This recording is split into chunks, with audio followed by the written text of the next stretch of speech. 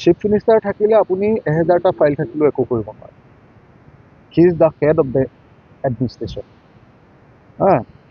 তো হিমন্ত বিশ্ব শৰ্মাই কি কৰিছিলে, যেতিয়া তেওঁ MLA হৈ গৈছিলে কংগ্ৰেছৰ, MLA হৈ যোৱাৰ পাছতে তেওঁৰ যিবিলাক মানে আলফাৰ নামত মানুহ হত্যা কৰাৰ যি অভিযোগ আছিলে, সেই কেছৰ যি ফাইল আছিলে, চাৰ্জশ্বিট বুলি কয়, সেই চাৰ্জশ্বিটটো তাৰমানে থানাৰ পৰাও নাইকিয়া কৰি দিলে। তেওঁ সেই চাৰ্জশ্বিটটো কোৰ্টৰ পৰাও নাইকিয়া কৰি দিলে।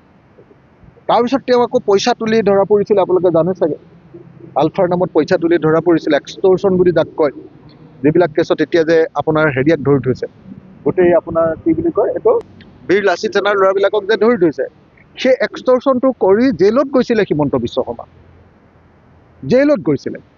গতিকে সেই এক্সটৰ্চনৰ যিটো ফাইল আৰু আমাৰ উজান বজাৰৰ কি শৰ্মা আছিলে, মানৱেন্দ্ৰ শৰ্মাৰ মৃত্যুৰ যিটো ফাইল, হত্যাৰ যিটো ফাইল, সেই দুইটা ফাইলৰ চাৰ্জশ্বিটখিনি মানে হিমন্ত বিশ্ব শৰ্মাই কোৰ্টৰ পৰাও নাইকিয়া কৰি দিলে আৰু থানাৰ পৰাও নাইকিয়া কৰি দিলে।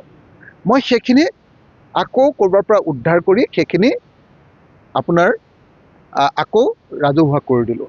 এতিয়া যেতিয়া চৰকাৰত থাকিব, আপোনালোকেতো জানেই যে এইবাৰ যদি হিমন্ত বিশ্ব শৰ্মা বিজেপিত নোসোমালেহেঁতেন, তেওঁ বিপদত পৰিলেহেঁতেন। তাৰ আগত কংগ্ৰেছত সোমাই তৰুণ গগৈ ডাঙৰীয়াই তেওঁক বিপদৰ পৰা ৰক্ষা কৰিলে, চব বিপদৰ পৰা, উত্তৰ কাছাৰ কেলেংকাৰীৰ পৰাও তেওঁক ৰক্ষা কৰিলে, সাৰদা কেলেংকাৰীৰ পৰাও তেওঁক ৰক্ষা কৰিলে, বিজেপিয়ে ৰক্ষা কৰিলে সাৰদাৰ পৰা, তাৰপিছত লুই বাজাৰৰ পৰাও তেওঁক ৰক্ষা কৰিলে বিজেপিয়ে। আপোনালোকে সকলোৱে জানে। আকৌ তেওঁ কি হ'ল যে কংগ্ৰেছৰ দিনত তেওঁ আকৌ হত্যাকাণ্ডৰ গোচৰ আৰু এক্সটৰ্চনৰ গোচৰৰ পৰা ৰক্ষা পালে। এতিয়া তেওঁতো চিফ মিনিষ্টাৰ আৰু গৃহমন্ত্ৰী, এতিয়াতো আৰু তেওঁ গোটেইখন চাফা চিকুণ কৰি পেলালে। এতিয়া মোৰ ওচৰত যিখিনি ফাইল আছে সেইবিলাক এতিয়াও আছে, আৰু সেই ফাইল লৈ এসময়ত পদ্ম হাজৰিকাই কোৰ্টলৈ গৈছিলে। পদ্ম হাজৰিকাই যেতিয়া কোৰ্টলৈ গৈছিলে, কোৰ্টে কৈছিলে যে কেছটো চলাব লাগে। তাৰপিছত পদ্ম হাজৰিকাই আকৌ কম্প্ৰমাইজ কৰি দিলে। মই কম্প্ৰমাইজ নকৰাকৈ ফাইলবিলাক ৰাখি থৈছোঁ, আৰু যিদিনাই সুযোগ পাম, যিদিনাই আমাৰ চৰকাৰ হ'ব, আকৌ ফাইল খুলিম।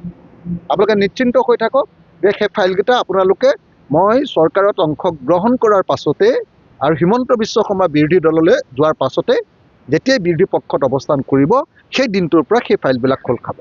Thank U.